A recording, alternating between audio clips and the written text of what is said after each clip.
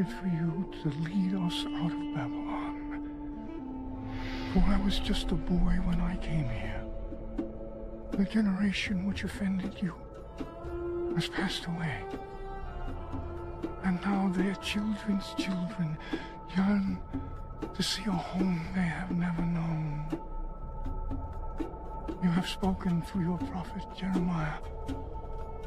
When 70 years are completed for Babylon, I will come to you and fulfill my gracious promise and bring you back to this land. My heart grows with excitement that now that time has come.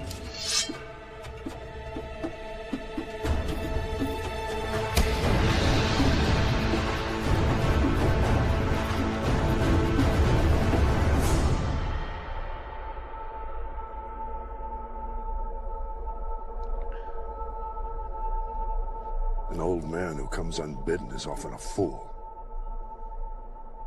And less often come as assassins. Perhaps a foolish assassin. Forgive us, my king. Do you know whom you address? He's the king of Babylon, ruler of the 4 quarters of the earth, Kurush, in the old Persian tongue. He has seized by might of arms the birthright which would otherwise have been denied him. He is Cyrus the Great.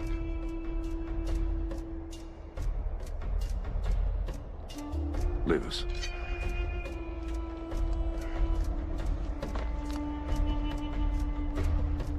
Who are you, old man?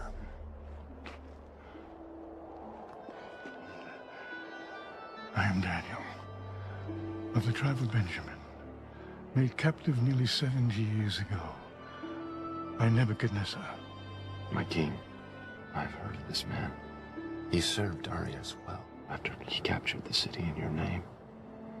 It is said he spent a night in the lion's den. The beasts would not touch him. Is this true? It is.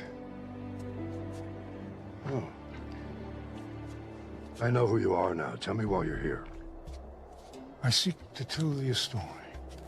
A tale of 4 kings. One great, one foolish, one who has been deceived, and one who is destined to be regarded as wise for all the ages of the world to come. Stories from your imagination? No, king. For I will speak only the truth. And if you would not wish to hear it, you must bid me speak nothing. Come. You will give us entertainment while we eat. Please. Okay. My king, we're expected in Babylon this evening. The palace will be there in the morning. As you wish.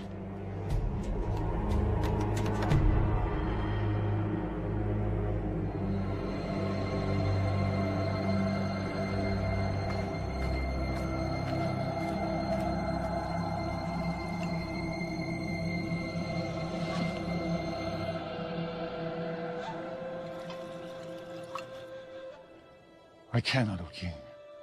My king, the Hebrews eat and drink only their own food, which is prepared according to their rituals. To do otherwise, even from the hand of a king, is to defile themselves. You promised me a tale. 4, in fact. I delayed my journey to listen. I will hear them now.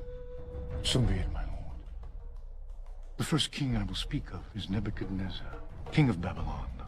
When I was just a boy, he threw down the Assyrian Empire, my people's ancient nemesis. But the destruction of Israel's enemies brought us no relief, because in the 3rd year of Nebuchadnezzar's reign, he turned his gaze upon Jerusalem and besieged it. And the Lord delivered the king of Judea into his hand, along with all of his officers, nobles, and administrators.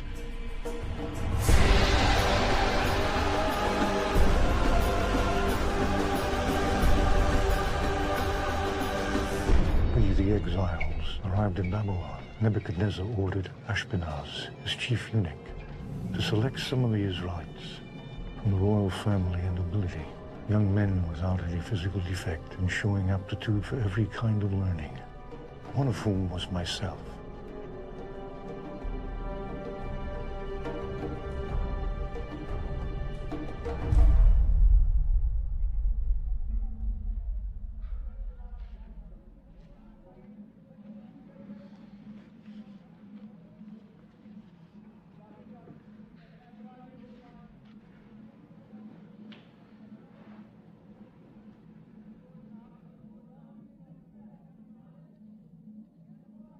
O Lord,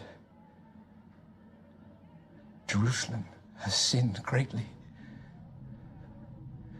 Like a widow is she, once great among the nations, a queen among the people, has become a slave, her children captive before the foe. My eyes overflow with tears. For you, Lord, are righteous, yet we rebelled against your command. Comfort me, O Lord, comfort me and my brothers, and restore our spirit.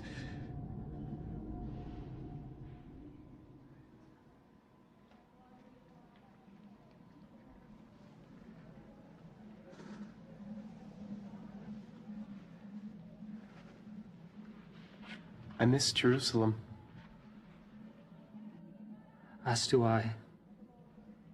I fear that we shall never see her again. Have faith, my brothers.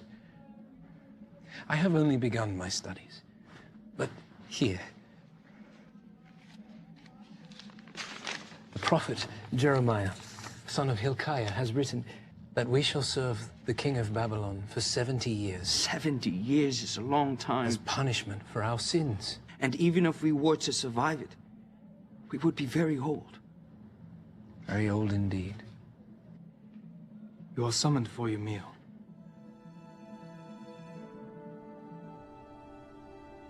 Why would they only take 10,000 of us and leave the rest of our people behind? Yes. Look at who they've taken. The scholars, the princes, our military leaders, and our families. It's the Babylonian way of conquest. You take away the leaders, and the rest can easily be governed. They've changed our names, hoping we'll forget our God and our clothes, so we'll look like them. They've changed everything about us. We need to make each other a promise.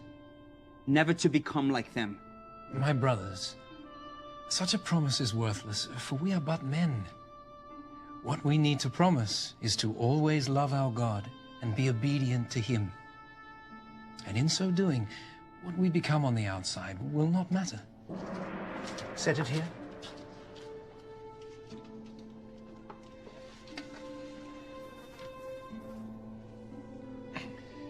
Lord Steward, please allow me to ask, what is this meat? Where is it from? And how was it slaughtered? The cattle are from the king's herd.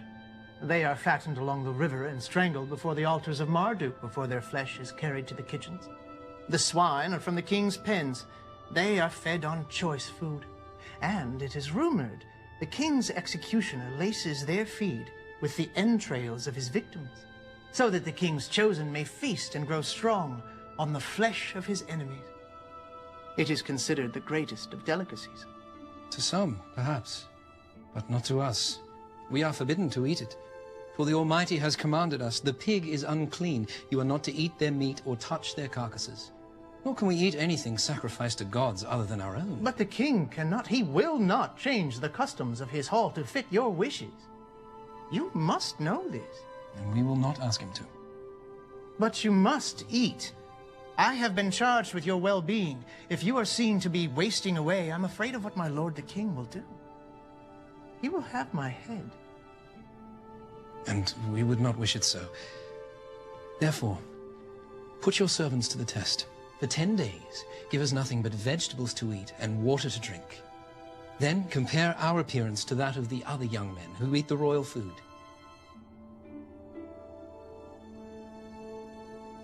10 days. 10 days. And if After that, your appearance is found wanting? Then we will do as you wish.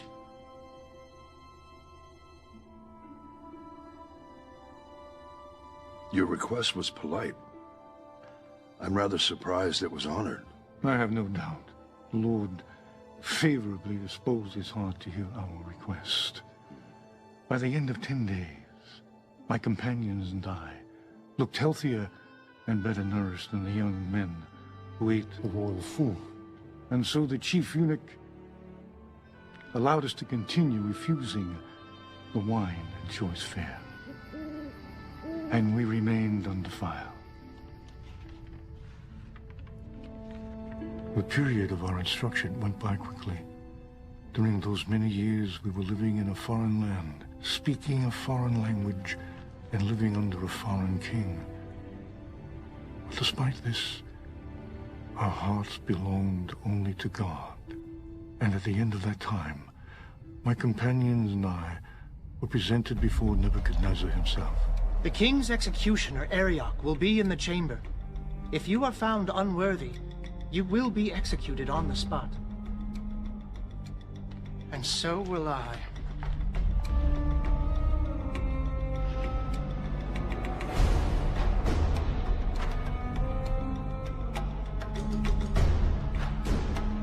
Lord King, I present you the princes of Judah, preserved by the right hand of your mercy and tutored by the left hand of your wisdom. They are come before you now for judgment as to their training. They are Belteshazzar, Shadrach, Meshach, and Abednego. Who am I? You are Nebuchadnezzar, son and heir of Nabopolassar, king of Babylon. You have destroyed Nineveh the mighty, seat of Assyria, and taken from her hand the scepter of nations. You are the commander of commanders, and king of kings, from the rising of the sun unto its setting in the western sea. And beneath heaven there is none more powerful than thee.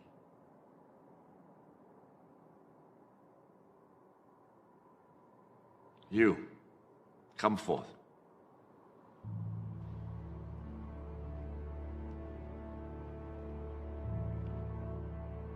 Why should I allow you, sons of my former enemies, to serve in my court? Because you have spared the lives of our people, who were delivered into your hand. And because the word of the prophet Jeremiah has come unto us, saying, This is what the Lord God Almighty, the God of Israel, says to all those carried into exile from Jerusalem to Babylon. Build houses and settle down. Plant gardens and eat what they produce. Marry and have sons and daughters. Also, seek the prosperity of the city to which I have carried you into exile. Pray to the Lord for it. For if it prospers, you too will prosper. This is good. So now even your God commands you to serve me. I have no need of lapdogs. Would you dare to tell me the truth, even if you knew it would displease me? Lord King, it must be so. I will speak only the truth. And when you would not hear it, you must ask me nothing.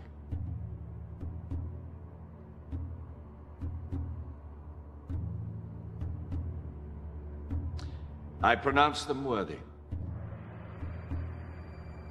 Have their names be written in the Book of the Wise.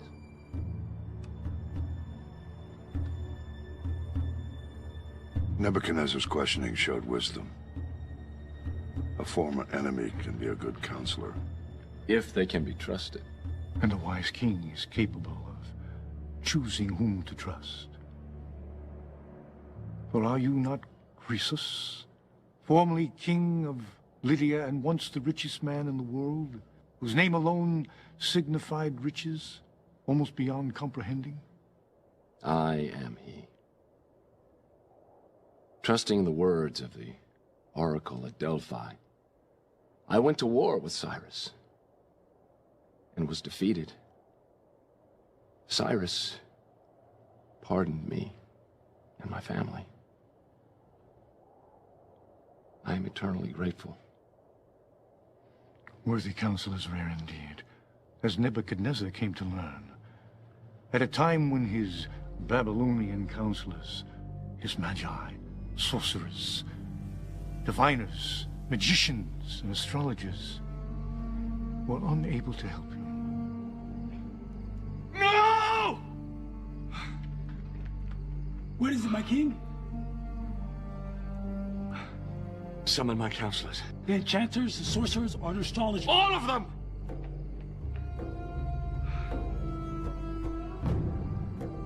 O king!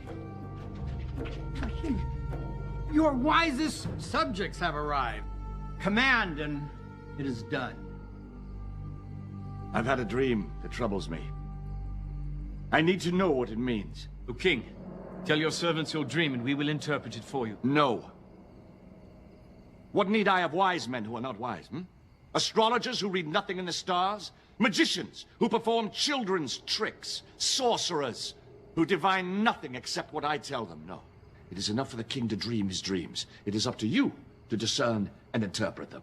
But, my lord, if only you would tell us your dream, we could interpret it, as we have always done. Always! I know you're trying to gain time, or trick me into revealing what I've seen. Either way, I'll have none of it. But there's no man on earth who can do what the king asks. No king ever asked such a thing before. Only the gods could know these things. And when we ask, they don't answer. Well, I suggest you try and get them to answer. Or beg that they endow you with the necessary skills to divine it on your own. For as I am king, I swear that when the sun rises, if my dream is not made known to me, along with its interpretation, you will all be made shorter by the height of your heads. You may withdraw. Now!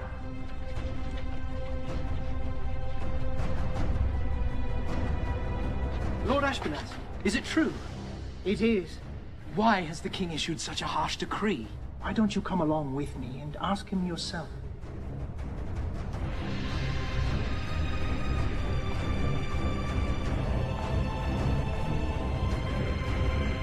Lord King. What? Belteshazzar requests an audience. Speak. O king, live forever. I have heard your decree, and I understand that I shall fall beneath the blade if your dream is not made known and interpreted. I ask only for more time, that I might withdraw for a while, my friends and I, to pray to our God, and see if he might not make the dream known to us. The time is fixed and cannot be altered. Sentence is to be carried out at sunrise. You may withdraw. So long as you return at dawn, as your fate and that of the others is one and the same. And when you return, be sure to bring your companions with you. Shall I send guards along, my king? No. No, if he says he'll pray, not flee. That much, at least, I'm sure. Even if we were to flee the city, the whole world would have been against us. Not that it mattered. I had given my word and intended to keep it. I would pray and hope that the answer came. Prepare to bind the prisoners. Once the sun rises, there could be no delay. Bring forth the counselors!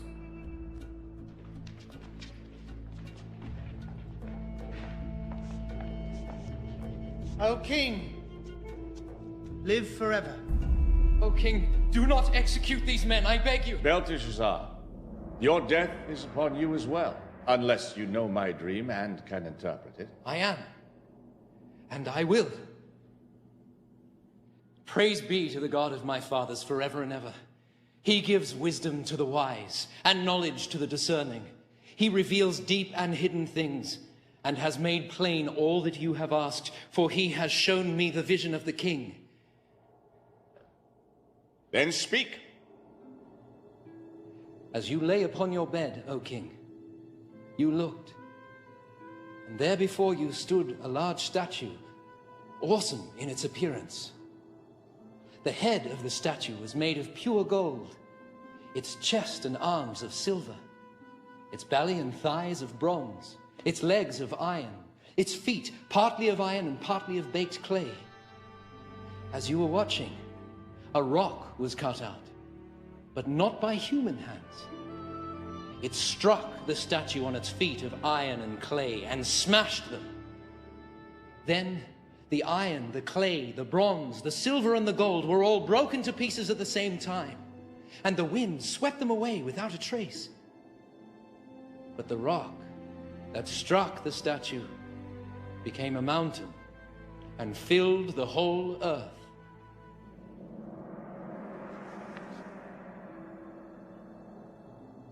You have done what I was told was impossible. This mystery has been revealed to me not because I am wiser than other men, but because God wishes you to understand the meaning of your dream.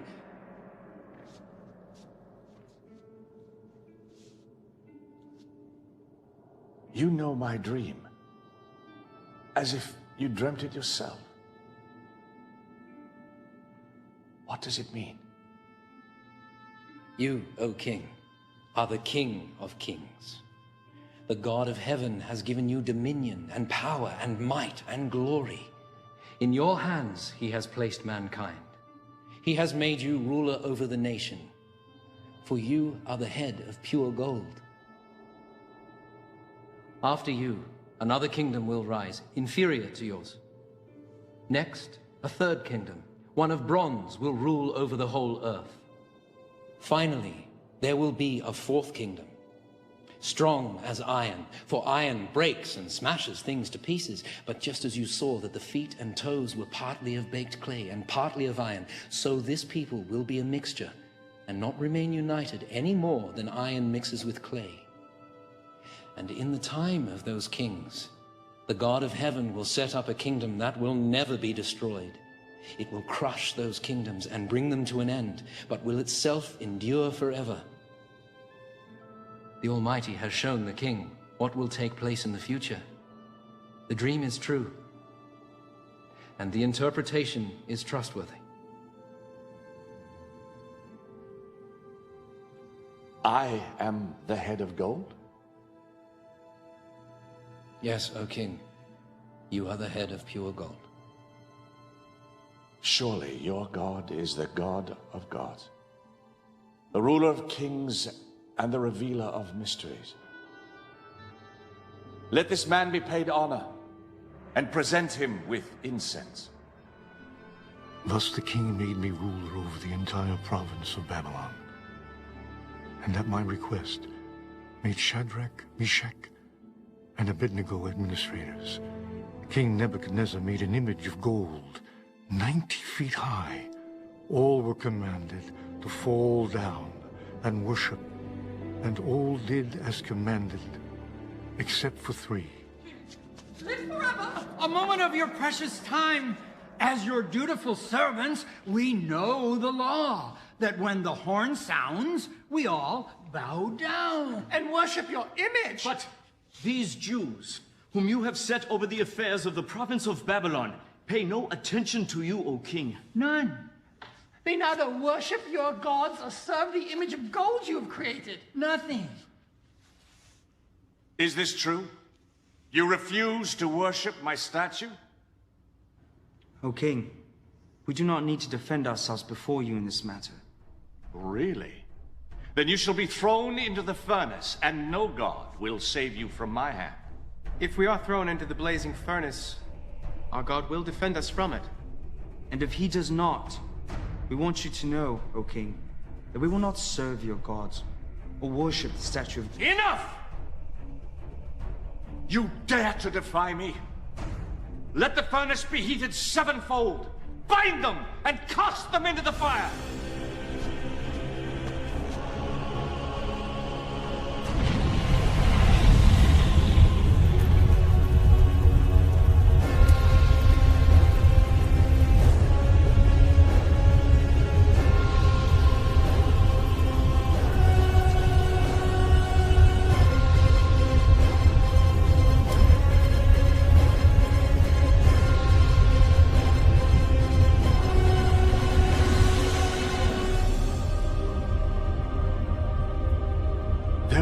3 thrown into the fire. Certainly, O king. But now I see 4. And the fourth looks like an angel of the gods. The fire has not harmed your bodies. Not a hair is singed. Your robes, there's not even the smell of the fire on you.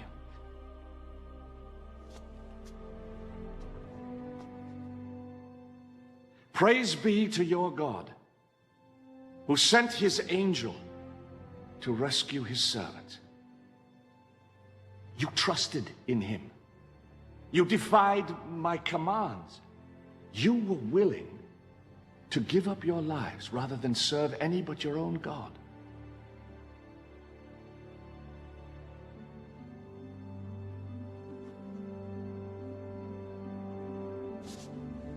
Therefore, I decree, any who speaks ill of the God of Shadrach, Meshach, Abednego will be cut into little pieces and his house turned to rubble. For no other God can save in this way. And for a time all was well, until Nebuchadnezzar's sleep was troubled yet by another dream. It seems like Nebuchadnezzar's life was rife with dreams and prophecies, much like my own has been. Before I was born, my grandfather, Astyages, was troubled by a dream where a flood beginning near his throne was overflowing the whole earth. When he went to his astrologers and his diviners for an interpretation, they told him that his grandson was destined to one day usurp him. So he sent his daughter Mandane into exile, and when a son was born to her, he conspired to have it stolen and exposed on a hilltop to die. But a shepherd, whose wife had recently given birth to a stillborn child, persuaded her husband to trade her dead infant for the living, and the shepherd raised the boy as his own. The king, upon being presented with the dead infant, repented of his crime. He didn't learn until 10 years later that the boy was actually alive, at which time he pardoned the boy and restored him to his rightful parents.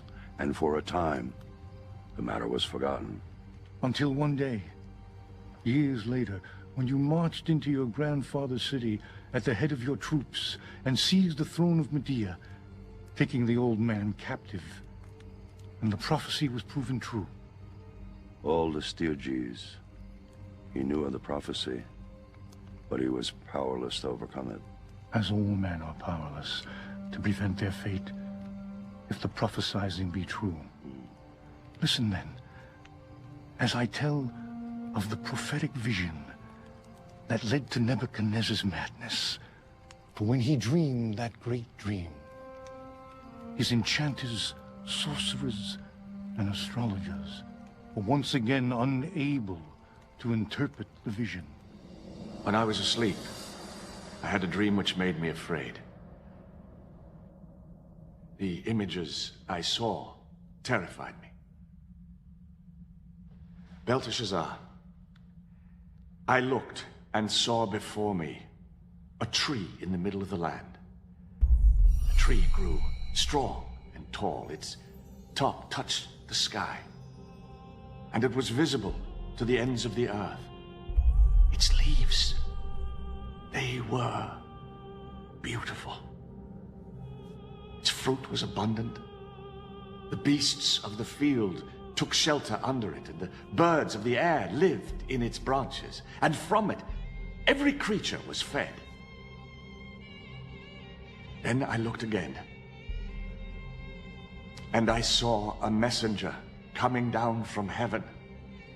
And he cried out aloud, "Cut down the tree, trim off its branches, strip its leaves, scatter its fruit. Let the beasts flee from under it, and the birds fly from its branches." But let the stump and its roots, bound in iron and brass, remain in the ground, in the grass of the field. Let it be drenched by the dew from heaven. Let it live with the animals of the earth, and let its mind be changed from that of a man to the mind of an animal. This is the dream that I had. What does it mean? My lord, if only the dream applied to your enemies, and its meaning to your adversaries. The tree which you saw, which grew large and strong with its top touching the sky, you, O king, are that tree. You have become great and strong. Your greatness has grown until it reaches the sky, and your dominion extends to the distant parts of the earth. But you saw a messenger, a holy one, coming down from heaven, saying, "Cut down the tree and destroy it, but leave the stump bound with iron and bronze in the grass of the field, while its roots remain in the ground. Let him be drenched with the dew of heaven. Let him live like wild animals." This is the interpretation, O king. And this is the decree that the Most High has issued against my lord the king. You will be driven away from people and live with the wild animals. You will eat grass like cattle until you acknowledge that the Most High is sovereign over the kingdoms of men and gives them to anyone he wishes. The command to leave the stump of the tree with its roots means that your kingdom will be restored to you when you acknowledge that the Most High rules. Therefore, O king, be pleased to accept my advice. Renounce your sins by doing what is right, and your wickedness by being kind to the oppressed. Seek the Lord while he may be found. And it may be that your prosperity will continue. But the memory of kings is often short. And 12 months later, when the king was walking on the roof of the royal palace of Babylon. In all the world, is there anything like this? No, my king. My great wall, which, mountain-like, cannot be moved, I've made with mortar and brick. Its foundations I've placed upon the very bosom of the underworld. Its top I've raised mountain high. Is this not the great Babylon that I have built as my royal palace with my mighty power for the glory of my majesty? His words were still on his lips when a voice came down from heaven. Nebuchadnezzar, for your arrogance and your failure to give glory to the Most High, your authority is stripped from you. Go now from this kingdom which you claim. Your mind shall be reduced to that of an animal, and you will wander the land until you acknowledge the glory of God as above your own. Immediately what had been said about Nebuchadnezzar was fulfilled.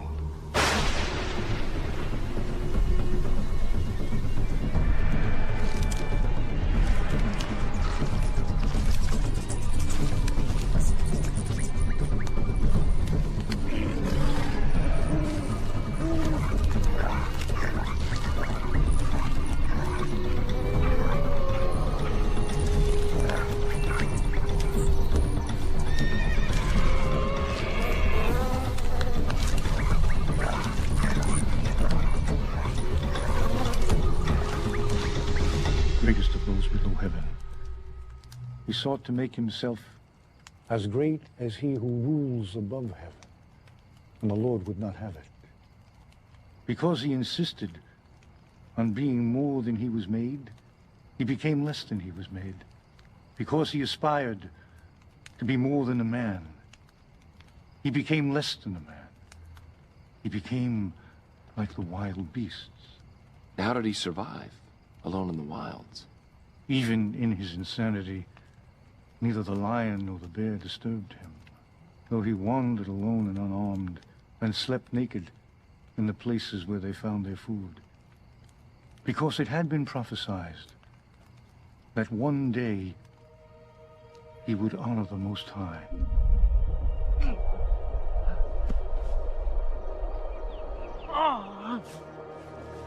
For 7 years he ranged the wild lands of Babylon. But it was not until the full time of his exile was completed that he turned his eyes toward heaven and declared, Praise be to the Most High. Honor and glory to him who lives forever. Rise, Nebuchadnezzar.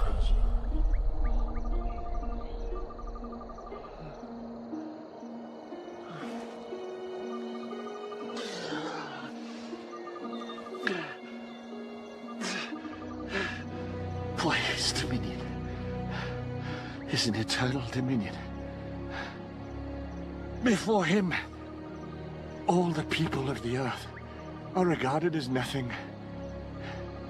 He may do as he pleases with the powers of heaven and all the people of the earth. And no one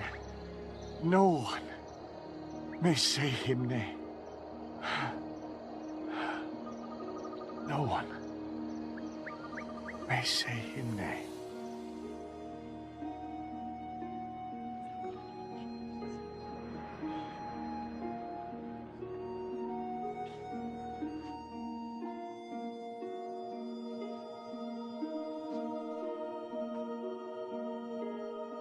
Beware your place, for I am not as I was. Let it be recorded that I, Nebuchadnezzar, do praise, exalt, and glorify the King of heaven, because everything he does is right, and all his ways are just. And those who walk in pride, he is able to humble. And so Nebuchadnezzar returned to his throne. But eventually he was gathered to his fathers, and a series of new kings came to the throne, none lasting more than a short time. You're about to tell about the downfall of Babylon, are you not? I am. Well, at last we come to the part of the tale where I have some knowledge to share. For though I had conquered from east to west, Babylon was the last to resist me, and I dreaded its siege. For Babylon's wealth had allowed her to lay in enough grain to last for years. And her towers, walls, and gates were so formidable that even untrained men could defend them with ease. Walls too high to scale, with parapets wide enough for chariots to patrol them, and a river-fed moat to cross before even getting there. It was enough to freeze the heart of even an old soldier such as I am. Then one night as I lay on the ground, courting sleep that would not come, a thought came to me. From whence it came, I do not know. Like some spirit of God whispered it in my ear. But the river Euphrates, which flowed down to Babylon, raised above its natural level, hemmed in by dams and dikes. But if dams were opened full and the dikes were broken, the river, which ran straight through the heart of the city, would fall to nothing. An army poised and ready to strike could march into the city on its dry riverbed, underneath the gates designed to repel ships when the river was at its normal level. And I suddenly realized I'd been given a key to defeat the mighty Babylon. It was as though in all the world, throughout all of history, I was the only one that had the thought. All it required was the right moment to act. A night when every man in Babylon, from the least to the king himself, would drink himself ill in honor of their gods, who were naught but worthless idols and could not protect them. Listen, O king, and I will tell of the second king of my story, Belshazzar, king of Babylon. Both foolish and wicked of equal measure.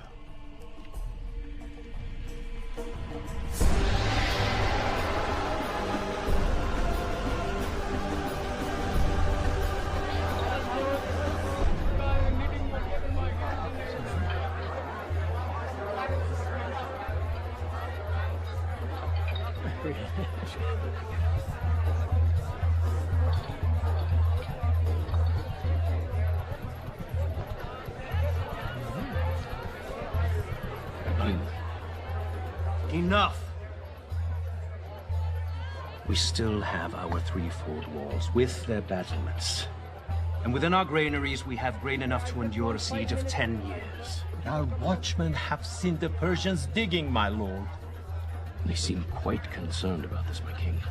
Yes, yes, they will look to build a siege ramp against the city. First, they must build a causeway across the moat. That alone will take months. In the meantime, let us feast and toast Marduk, the patron god of Babylon. Marduk!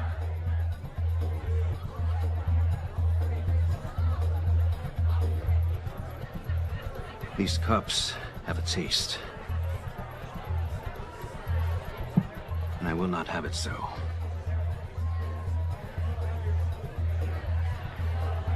Bring me the golden vessels from the Temple of Jerusalem. But my king, is it wise to use the vessels? My king, these cups are considered sacred. Are they not, my king? Perhaps in Jerusalem! By that pathetic desert deity of Judah. But here they are spoiled for our gods. And they would have me use them as I see fit. Bring them!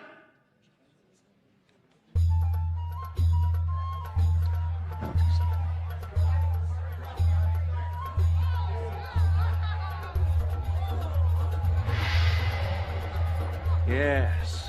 You see these vessels? In Jerusalem, they were used for the worship of their god. Now, instead of the blood of bulls and rams, let them flow with foaming wine. For I am not a devourer of blood. I am a devourer of drink. And choice fare. To Marduk, the god of our city. Marduk! And to our idols of gold and silver, bronze and iron, wood and stone, partake of our pleasures and protect our city.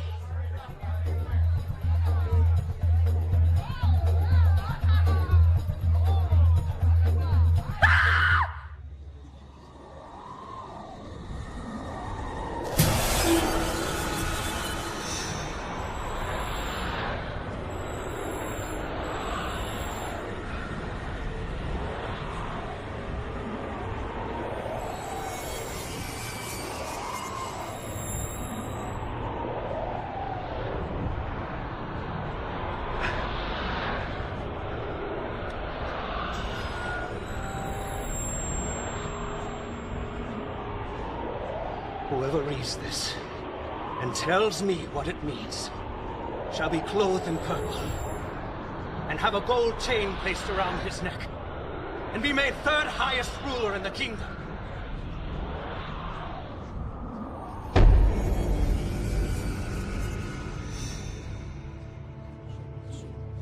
And all the king's wise men came in, but they could not interpret the inscription or tell the king what it meant. So Belshazzar became even more terrified. The Judean once told Nebuchadnezzar, your forefather, of his dreams. He succeeded when everyone else had failed. This man, Daniel, whom the king called Belteshazzar, he could tell you what this writing means. Does he still live? He does. Bring him to me quickly, but do not harm him.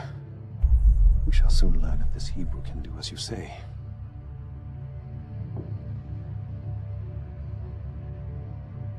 Nothing, it would seem, is too sacred not to be profaned under the influence of wine.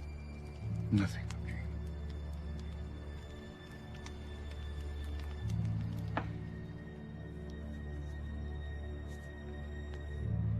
How can I be of service, Highness? Are you Daniel? One of the exiles my father brought back from Judah? I am told you are able to give interpretations and solve difficult problems. If you can read the writing on that wall, you will be clothed in purple, have a chain of gold placed around your neck, and be made third highest ruler in the kingdom. Long ago, I told your forefather, Nebuchadnezzar, that I would speak to him only the truth, and that if he rather not hear it, he should ask me nothing. Perhaps it would be better if you asked me nothing. No. It is unseemly for a king to be baffled by a message in his own hall. No human hand has scribed it. No other tongue can interpret it. Tell me what it means. Be it for good or ill. Okay. The Most High God gave your father, Nebuchadnezzar, greatness and glory. But when his heart became arrogant, he was deposed from his throne and stripped of his glory, until he acknowledged that the Most High is sovereign over the kingdoms of men. Even though you knew all this, you should have appealed to him. Instead, you set yourself up against the Lord of heaven. You had the goblets of his temple brought to you and praised the gods of bronze and iron, wood and stone instead of him. These vessels were made for the service of the Most High, and you have used them to pour wine for your harlots. Would you humble the Almighty by desecrating his possessions? Would you bind him like a captive and beat him like a slave? Would you pluck out his eyes and have him beg for scraps of food beneath your table? This you would do if you could, and the Almighty knows it. This is his answer to you. The Lord God will strike you down like an enemy, for he has bidden his angel to unsheath his sword. These, then, are the words he has written. Mene. God has numbered the days of your reign and brought it to an end. Tekel, you have been weighed in the scales and found wanting. Parsin, your kingdom is divided and given to the Medes and Persians. This very night, your life will be demanded of you, and before the sun rises, your flesh will grow cold. Thus saith the Lord, your line is ended, your rule is over, your kingship is no more. Is there nothing to be done? No. In your arrogance, you have doomed not only yourself, but your house, your line, your inheritance, your city, and your kingdom. Choose now where you will spend your last few hours. But knowing your fate, who now will love thee? Who now will fear you? Will the least of your slaves comfort you? Or will they desert you, seeking to avoid the fate which is yours?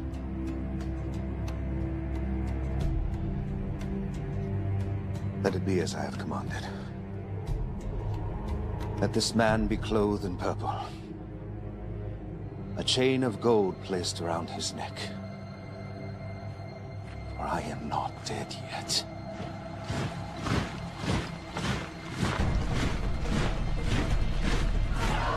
All hail King Darius!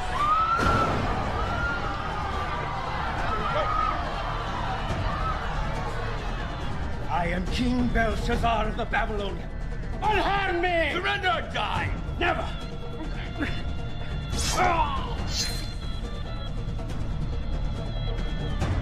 Send word to Cyrus the city's taken in his name. As he has commanded, I shall assume the crown. You know who stands before you?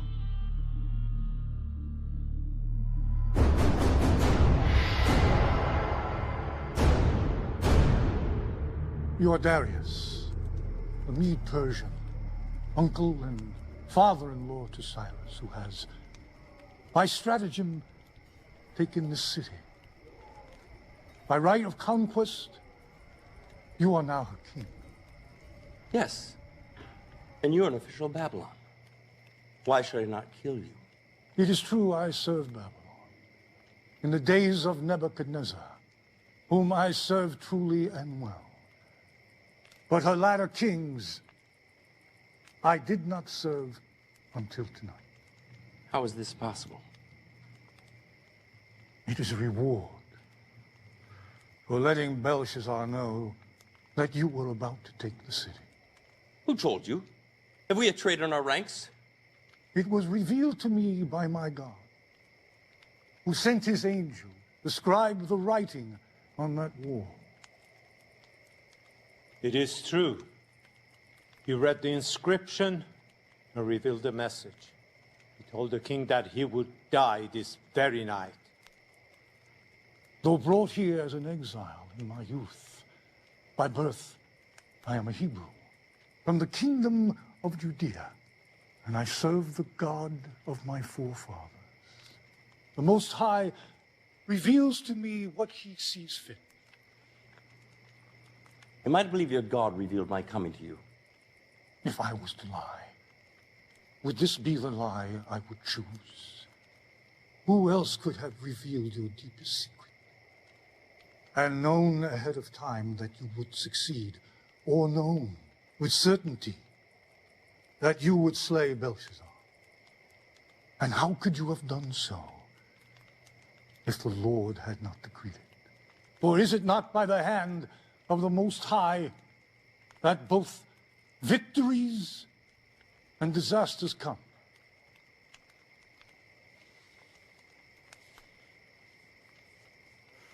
I would have you put this gift of divination in my service. Yet how do I know I could trust you, Hebrew? I will speak to you honestly, my king. And when you would not hear the truth, you must ask me nothing. So be it. I see by your insignia you were made third in all of Babylon. That is not the Persian way. For below me I have 3 administrators, all of equal rank. Yet I shall name you one of the 3. What of the other counselors? Slay them. If they were loyal to their former master, they're no good to me. If they were disloyal to him, then they will be disloyal to me. Ah, Darius. He's twice my uncle, by blood and marriage. And serves me well as co-counsel to my empire. As it pleased Darius to appoint 120 satraps to rule throughout the kingdom, with administrators above them, one of whom was me. But before long I so distinguished myself that Darius planned to set me over the whole kingdom. Which would cause great envy among the others. Yes, O king. So they called a meeting in secret to plan for my destruction.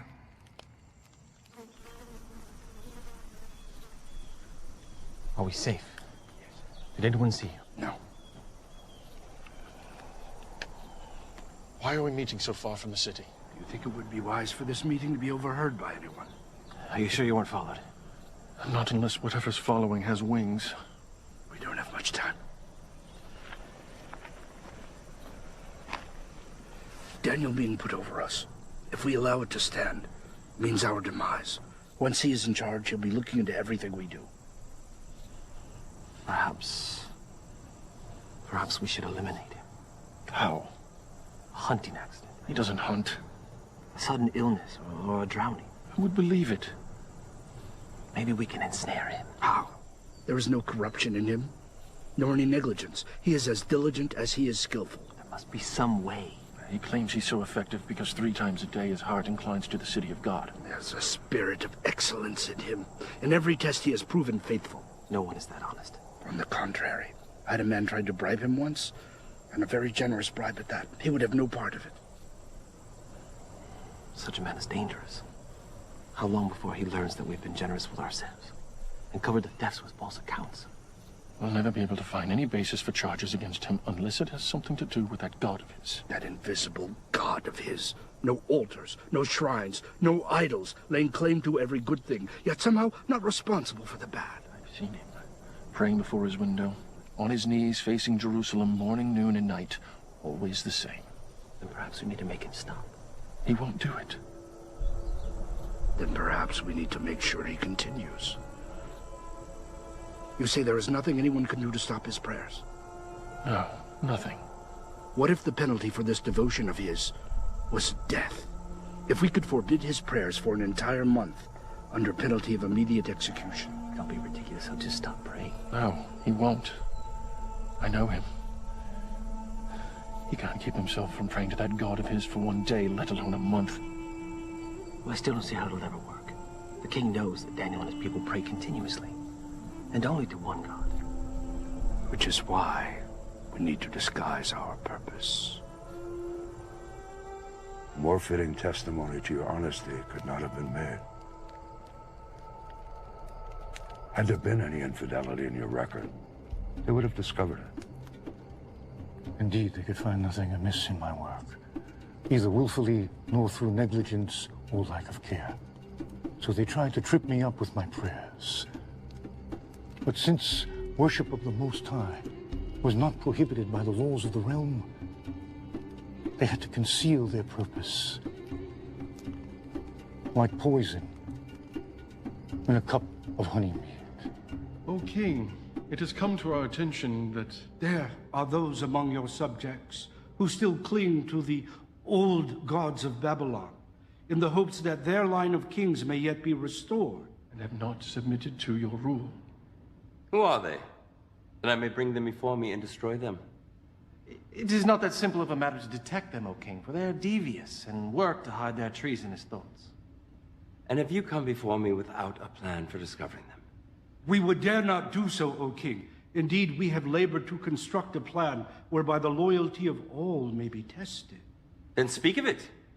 If, O king, you were to issue an edict that none in Babylon, nor anywhere in the empire, may pray to anyone, be it to God or man, except to you for a period of 30 days. But what of the gods of Persia whom I serve and obey? Well, you alone, O king, would be free to pray to them and offer them sacrifice. You would stand as a priest before all the peoples, and in this way ingratiate yourself to the gods themselves, because for an entire month, all of their worship would come from you. Thus their worship will continue through you, and the old gods of Babylon will be starved for worship, lessening their power. How would you enforce such an edict? No one would be allowed to go before any altar or shrine for the entire period, except for you. And anyone found violating the decree would be thrown into the lion's den before sundown on the very day of the offense. In this way, their treason would be discovered and eliminated in a single stroke. I approve your plan. I, Darius, command it be made so. In anticipation of your approval, O king, we have taken the liberty of drafting the edict and bringing it along. Well done. Bring it here that I may fix my seal.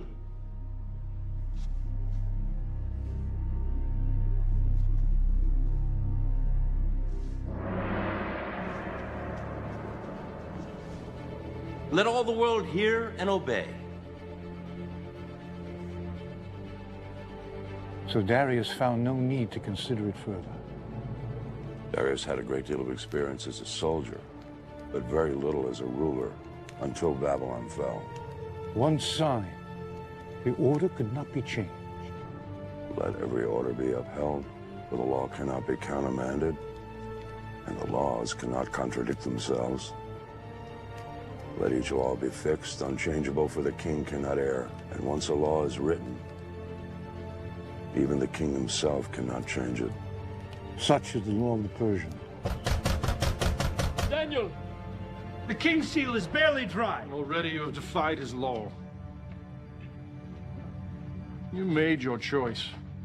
You chose your God over your king. Take him away!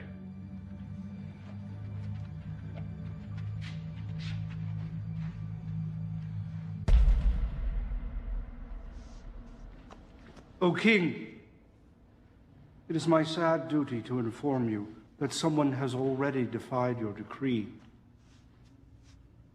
Bring him to me. Bring forth the prisoner!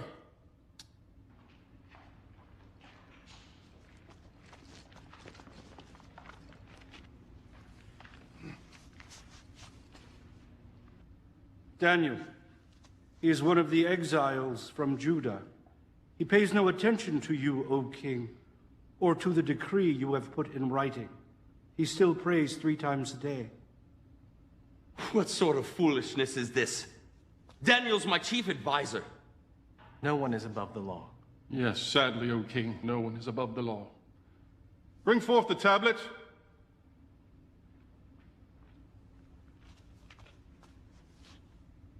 Is this not the edict from the king, signed with your own seal? Let it be known that for the next 30 days, anyone who prays to any god or man other than Darius the king shall be thrown into the lion's den on the same day the offense is discovered. By my hand and seal, Darius the king, ruler of the Medes and Persians.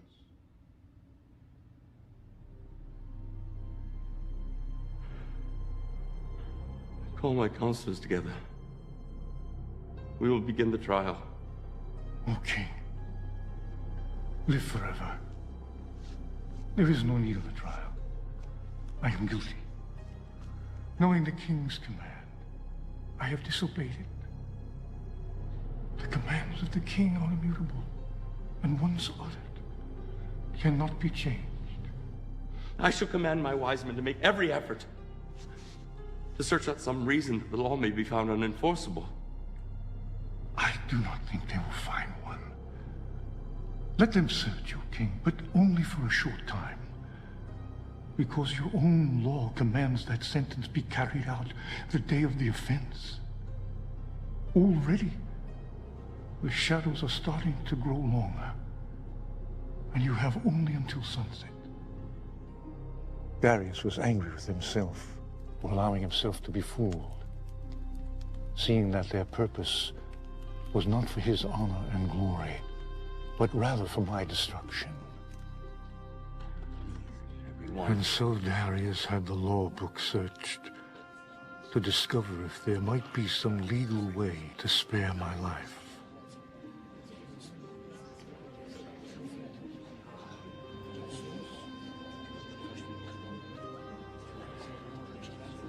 It is as I expected. Why did I not consult you before passing that accursed law? Now I'm forced to abide by my own decree. A king who will not enforce his own laws cannot be a king. Your enemies know this and use it to their advantage. Do not grieve, O king. The Most High does not want you to deliver me. If he grants me deliverance, it will be by his own hand, not yours. It is a privilege he reserves unto himself.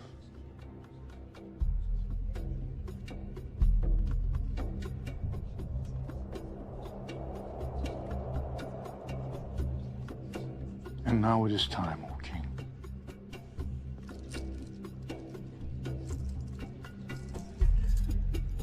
That I may not break your laws a second time. I will walk with you, Daniel. One last time. As you wish, O king. for those who have schemed to bring about my death, I will say only this.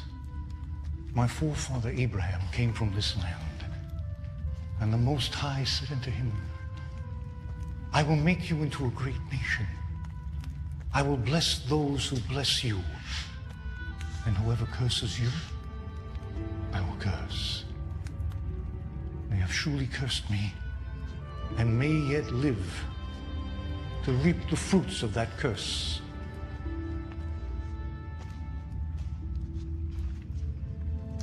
A cup of wine from the king's own hand. I cannot drink it, O king. It is blessed to your gods, not mine. Not so, Daniel. I have gone to your people and asked for wine which was blessed by them. From the cup I have poured no libation. One last gesture of friendship. My king.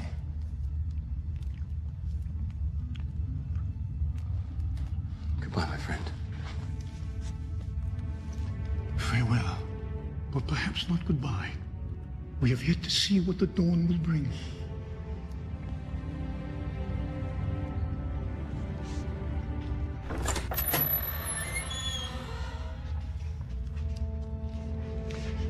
Hear, O Israel, Lord our God.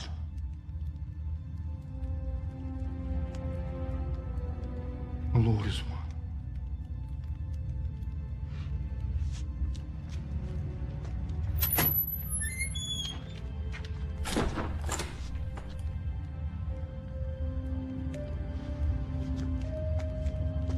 He is angry with us.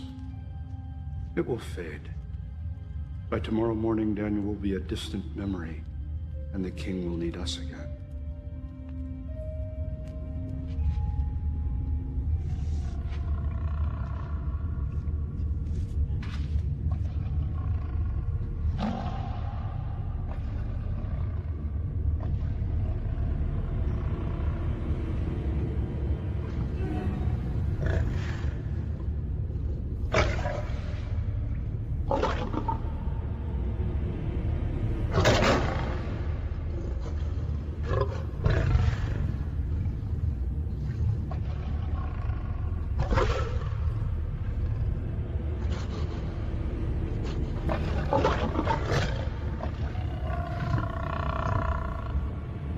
Have mercy on me, O God.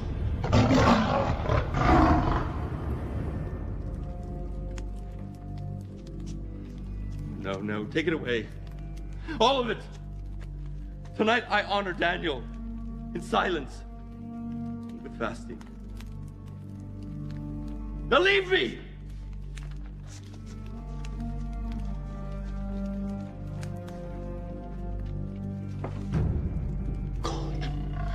Have mercy on me.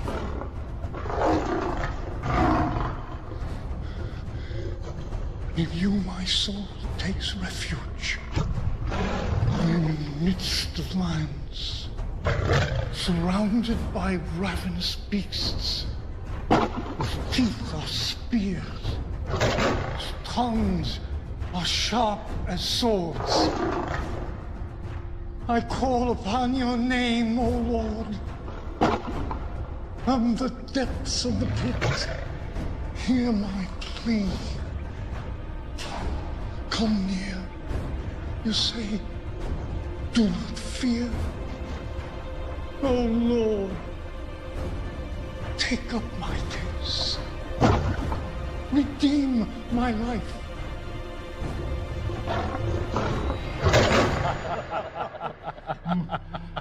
Oh, a divine plan, my friend. A toast to the lions who show no partiality to a Hebrew over any other man.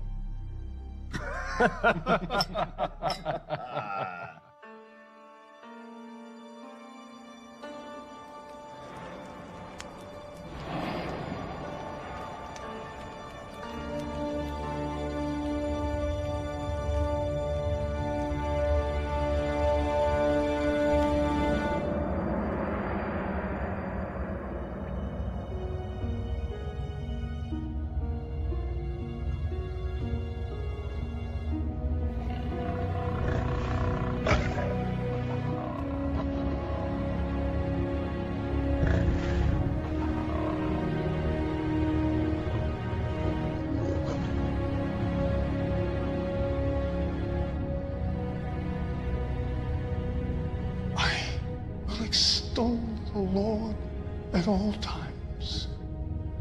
His praise be ever on my lips. But those who seek the Lord will lack for no good thing. A righteous man may have many troubles, but the Lord rescues him from them all.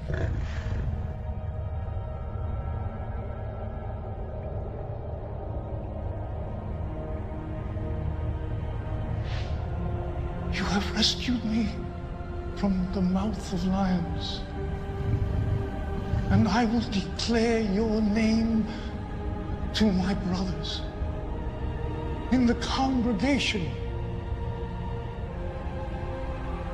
I will praise you. Out of my way! Daniel, servant of the living God. Has your God been able to save you?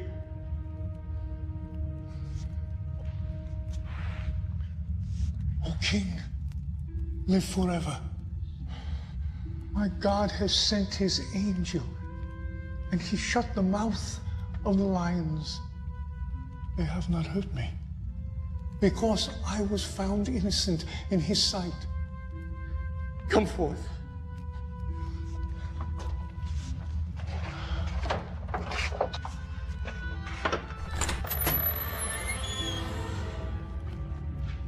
Behold, there is no sign of wound on him, for he is trusted in his God. Surely your God is above all men, for while you were in the lion's den, you were in his hand.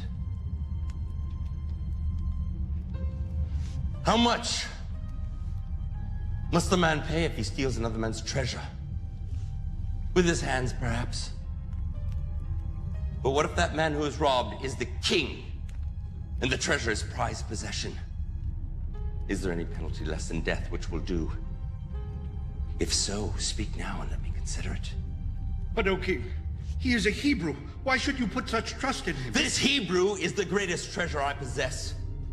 He speaks to his God, and more importantly, his God speaks to him. You have deceived me as to your purpose. You fashioned my own words as a snare about my feet, knowing my edict could not be reversed. But the living God, the God of Daniel, has delivered him out of my hand.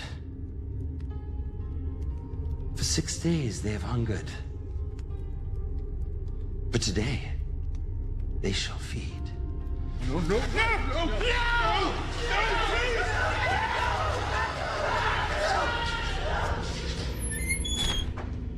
Please! It's my king! Please. You fools! Did you not think I would punish you? No, my king!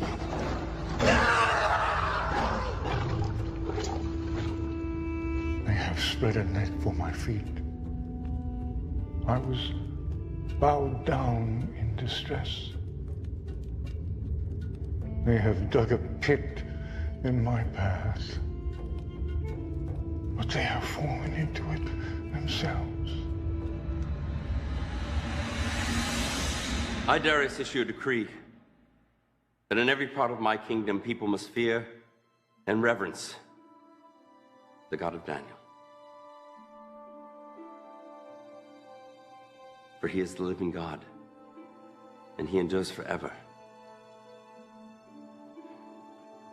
His kingdom will not be destroyed. His dominion will never end. He rescues and he saves. He performs signs and wonders in the heavens and on the earth.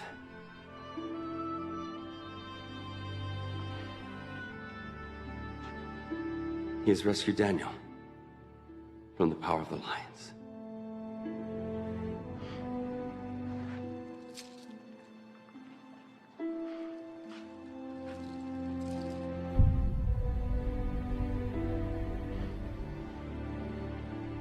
And so I served Darius throughout his reign. However, my heart still longed to see Jerusalem.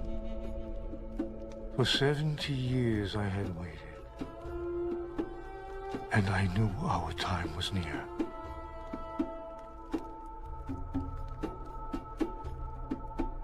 Lord, through your prophet Jeremiah, when 70 years are completed for Babylon, I will come to you and fulfill my gracious promise and bring you back to this land. My heart rose with excitement that now that time has come.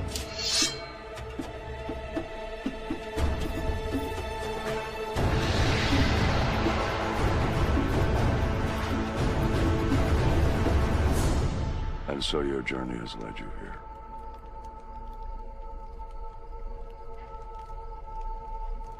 You've spoken of three kings, Nebuchadnezzar the mighty, Belshazzar the foolish, Darius, who was deceived.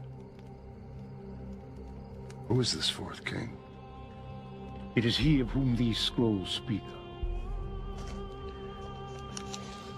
It is one chosen by the Most High to perform great and mighty deeds.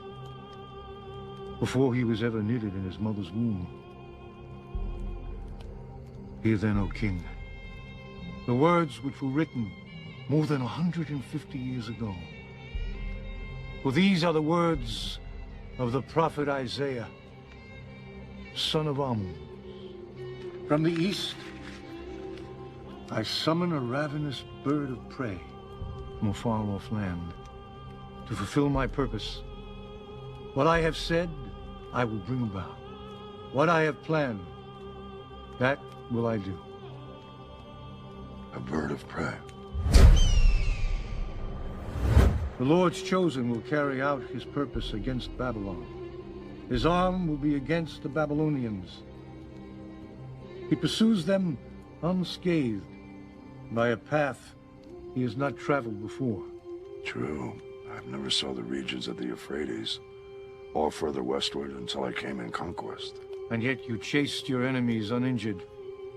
They had no power to rally. You were not led into ambush. And you were safe as far as you chose to pursue them, were you not? It's true. This is what the Lord says to his anointed. Cyrus, whose right hand I take hold. Cyrus? It mentions me by name? It does. To Cyrus, whose right hand I take hold of, to subdue nations before him and to strip kings of their armor, to open doors before him so that gates will not be shut. I will go before you and will level the mountains. I will break down gates of bronze and cut through bars of iron. I will give you the treasures of darkness, riches stored in secret places, so that you may know that I am the Lord, God of Israel, who summons you by name. And when you captured Babylon, their treasures were the richest in the world, were they not? Oh, indeed they were. And Croesus will testify. Yes, quite the most magnificent. O king, if I may. Please continue. Cyrus, for the sake of Jacob, my servant, of Israel, my chosen, I summon you by name and give you a place of honor. Though you do not acknowledge me, I am the Lord. I will strengthen you, though you have not acknowledged me, so that from the rising of the sun to the place of its setting, men may know there is none beside me. I am the Lord. There is no other. And do you understand that the Most High has the power to raise up kings and to throw them down? Yes, I do. I profess it. And that you, O king, like a polished arrow, hidden in the quiver of the Almighty, carefully preserved for its day of use. Yes. How was to explain my unlikely birth, or my survival, or successes? How else might it be explained? All my life, I had always thought of myself as favored by my gods. Is it possible that I've been favored by yours? You have answered your own question, O King. For nearly 2 centuries, the message in this scroll has awaited your coming. This is what the Lord says. I am the Lord, who has made all things, who alone stretched out the heavens, who spread out the earth by myself, who foils the signs of false prophets and makes fools of diviners, who overthrows the learning of the wise and turns it into nonsense, who says of Jerusalem, it shall be inhabited. Of the towns of Judea, they shall be built, and of their ruins I will restore them. Who says of Cyrus, he is my shepherd, and I will accomplish all that I please. He will say of Jerusalem, let it be rebuilt, and of the temple, let its foundation be laid. He even calls me a shepherd. I who was saved by a shepherd's hand. And I was raised in a shepherd's house. It's I who refer to myself as a shepherd of my people. Who else could have known this? The power of God or his prophet? 70 years are over, my king. 70 years since I was taken from the land of my birth. Babylon has been punished. You have punished her. Only one thing remains. For you to free her. O king, the words of the scrolls are in a tongue foreign to us. Should we not at least confirm them? No. Old friend, have you heard nothing? Do you not recognize the truth when you hear it? Or do you suppose this Daniel has spent a lifetime arranging events in the hopes of one day deceiving me? Your God has called me a shepherd, and so to your people I shall be, to rescue them from wolves and tyrants, to gather them gently, and to relieve them from bondage, and provide for their return. And so say I, Cyrus, king of the Persians, let Jerusalem be rebuilt. The Lord God of heaven has given me all the kingdoms of the earth, and has appointed for me to build a temple in Jerusalem, in Judea. Any one of his people among you, may his God be with you. Let him go to Jerusalem and Judea and build a temple of the Lord, the God of Israel. In all my years, I had never known envy. But that day, I came closer to tasting it than I ever have. For I would never see the temple I so yearned to see. However, my heart was joyous as my brothers and sisters departed on their journey home, while I remained in Babylon, awaiting the day when I too would be gathered to my ancestors. And remember me also, O Lord, and show mercy, according to your great love.